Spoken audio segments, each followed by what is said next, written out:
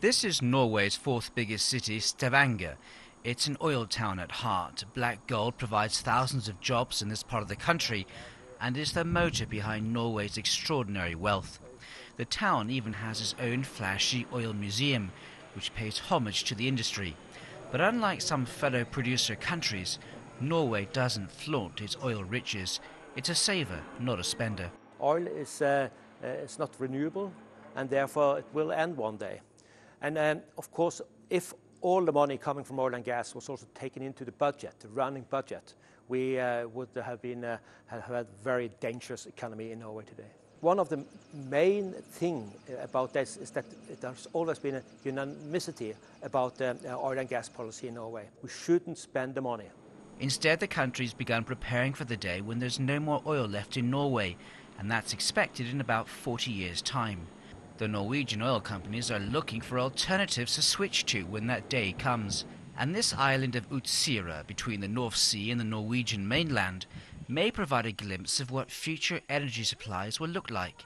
This island community of just 200 gets by thanks to fishing and tourism, but its residents are now part of what's being called the world's first hydrogen society. Their homes are receiving electricity from hydrogen generated by the wind.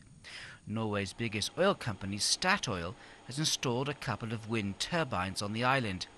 Electricity from the wind is turned into hydrogen and stored here in tanks. The big advantage over traditional wind farms is that even when it's a near perfect still day like this one, the homes can still receive electricity from the stored hydrogen. It's a clean energy and entirely renewable. The only residue, water. And as an energy company, we need certainly to explore other possibilities for energy supply, and especially now with emission also and the green gases effect, we have to look on alternatives. I think that hydrogen now is worked its way through the market in lots of sectors, also in the transport sector. That's the possible upcoming fuel and promising fuel. And that's why I think hydrogen now has come so far that that will be the energy carrier in the future. The mayor welcomed the project with open arms, and he said there was little resistance to the wind turbines on a pretty windswept coastline. We think it's very pretty. It's the second most visit tourist attraction on the island. Like we have the lighthouse on the one side and we have the windmills on the other side. Of something new and something old like. However, Statoil admits it's still in the experimental stage.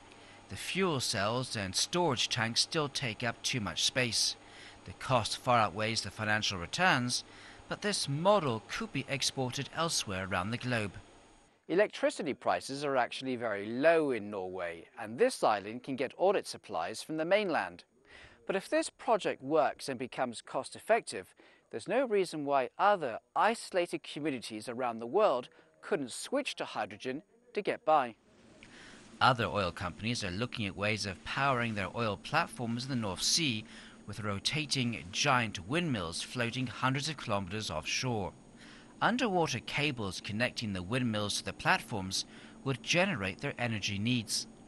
Maybe the first solutions could be offshore wind turbines linked to oil and gas platforms, actually replacing gas-fired or oil-fired fuel to save CO2 emissions. And then for future wind farms, the economics of scale would actually lead to maybe several hundred wind turbines in big wind farms with a power cable to shore, which could be cost-effective. With its hundreds of miles of shoreline, Norwegian oil companies are also looking at the idea of generating electricity from waves, but that's still several years off. Norway certainly has no excuse for not searching for alternative fuels. The government has squirreled away around $350 billion from oil revenue, precisely for the day black gold runs out.